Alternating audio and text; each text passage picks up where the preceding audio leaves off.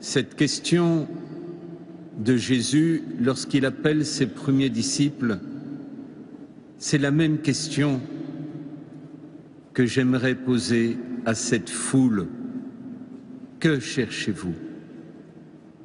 Qu'est-ce qui fait au fond de votre vie que vous n'êtes pas comblé, que vous cherchez quelque chose, que, en voyant le Christ partir dans un endroit désert, à l'écart, vous vous dites « je vais y aller aussi », si bien que, à pied de toutes les villes, ils coururent et arrivèrent même avant Jésus.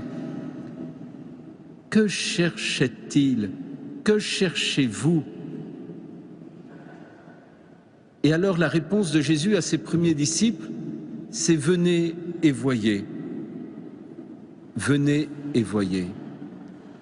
Qu'est-ce que Jésus vient leur donner à voir? Peut-être que la première attitude que l'on perçoit, c'est cette manière dont Jésus est remué jusqu'au fond de ses entrailles devant ce qui fait cette recherche de la foule, mais plutôt devant ce qui faisait leur lamentation, leur tristesse, leur cœur inassouvi, leur dispersion. Ils ne connaissaient plus le chemin de la vie. Et ne connaissant plus le chemin de la vie, ils avaient entendu la parole du Christ. Et peut-être se rappelaient-ils de la prophétie de Jérémie, « Je rassemblerai moi-même le reste de mes brebis, je les ramènerai dans leur enclos. » Et finalement, elles ne seront plus apeurées ni effrayées. Et je crois que c'est peut-être ça qui est la raison même de la recherche de cette foule. La foule avait peur. Ils avaient peur parce qu'ils ne connaissaient plus le chemin. Ils avaient peur parce qu'ils n'avaient plus le sens de leur existence, parce qu'ils ne connaissaient pas qu'ils étaient aimés d'un véritable amour. Ils avaient peur. Et voilà que le Seigneur vient faire jaillir en eux un germe d'espérance. Il y aura dans ce pays le droit et la justice. Voici le nom qu'on lui donnera, le Seigneur est notre justice. Le Seigneur va régner sur le monde, le Seigneur est le bon berger. Et quel est le signe qu'il est le bon berger? C'est le signe du rassemblement dans l'unité. Malheur à ceux qui divisent, malheur à ceux qui dressent les hommes les uns contre les autres, qui préfèrent les murs de la haine à la paix. Bienheureux les artisans de paix, car le royaume des cieux est à eux. Bienheureux ceux qui sont miséricordieux, car la miséricorde est un don de Dieu qui donne le pardon et la paix. Alors dans cet appel, dans cette recherche de cette foule qui, en courant, va à la rencontre de Jésus, peut-être que leur recherche, c'est justement n'avoir plus peur, c'est-à-dire avoir confiance. Ils ont deviné qu'en Jésus, ils peuvent avoir confiance. Qu'en Jésus, ils peuvent mettre leur vie, ils peuvent mettre leur avenir. Oui, en toi, Jésus, j'ai le repos. En toi, Jésus, j'ai la véritable amitié. En toi se trouve la vie. Je suis venu pour qu'ils aient la vie et qu'ils l'aient en abondance. Je vous dis cela pour que ma joie soit en vous et que votre joie soit parfaite. Il est la paix, la réconciliation entre les hommes et de Dieu avec les hommes, des hommes avec Dieu. C'est cela, la recherche de ces brebis perdues. C'est cela la recherche de la foule. Que cherchez-vous? La paix et la réconciliation. Que cherchez-vous? La joie et la vie.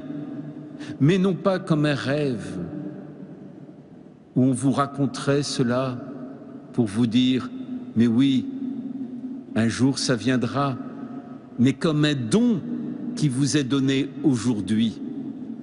Comme un don qui vous est donné aujourd'hui parce que notre Dieu n'est pas un Dieu insensible à ce qui fait notre vie.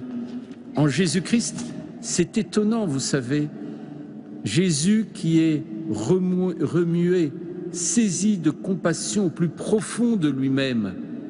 Voilà que devant cette peur, cette détresse, cette errance, cette dispersion de la foule, voilà que Jésus est saisi de compassion, remué au fond de ses entrailles, et qu'il vient alors apporter la nourriture qui donne la vie. Quelle est cette nourriture qui donne la vie? Et voilà que c'était le soir, c'est ce que vous lirez lorsque vous lirez la suite dans l'Évangile, c'était le soir et ils n'avaient pas de quoi manger. Jésus les fait asseoir et c'est la multiplication des pains. Il se donne lui-même en nourriture. Alors, ce n'est plus que cherchez-vous comme un idéal de joie, de paix, de vie, de pardon, de réconciliation, de miséricorde. C'est quelqu'un qui vient se donner à vous. À la compassion de Jésus, Jésus vient manifester que la véritable compassion est un chemin de salut et que ce chemin de salut passe par le don de lui-même, le don de sa vie, le don de ce qu'il est. Il est la joie, il est la vie, il est l'amour, c'est son identité, il est le pardon. Rappelez-vous, tous ces 6 premiers chapitres de Saint Marc que nous venons de lire, tout au long de ces chapitres, Jésus dit au long des miracles son identité. Il nous dit « Je suis la vie, je suis le pardon, je suis la joie pour l'homme, je suis ce chemin de réconciliation et de pardon. » Et voilà que ce que cherchez-vous de la foule se traduit par un qui cherchez-vous? Le Christ, mon Sauveur et mon Dieu. Le Christ qui vient combler mon cœur. Et c'est lui qui va nous rassembler parce qu'il est la résurrection et la vie. C'est lui qui va nous rassembler parce que l'amour miséricordieux est la seule force qui peut rassembler les hommes dans l'unité. Parce que seul le pardon peut rassembler les hommes et donner la paix à l'humanité. Alors oui, voilà que la foule comprend et fait ce mouvement du que cherchez-vous au qui cherchez-vous. Alors après, ils ne veulent plus quitter le Christ. Et alors vous comprenez cette phrase de Saint Paul, « Pour moi, vivre, c'est le Christ ». Pour nous, chrétiens, vivre, c'est le Christ, parce qu'il est notre ami, il est celui qui donne sa vie pour nous, il est celui qui nous réconcilie. C'est quand même une belle relation entre le Christ et nous. C'est quand même extraordinaire, comme ça change l'existence. Alors vous voyez, cette foule, qui était une foule errante, elle devine dans la parole de Jésus, que cherchez-vous? Elle devine la vie, la joie, le pardon, la réconciliation, la paix, qui est le cœur même de ce que l'homme recherche au fond de lui-même, être aimé et aimé, être pardonné et être sauvé de la mort. Et il découvre que ce n'est pas un idéal qu'il vient apporter, c'est lui-même qui vient se donner. Alors peut-être que chacun d'entre nous, si nous acceptons de faire ce chemin de ce que nous cherchons, à celui qui vient à notre rencontre, nous pourrions simplement nous écrier « Mon Seigneur et mon Dieu ». Oui, pour moi, vivre, c'est le Christ.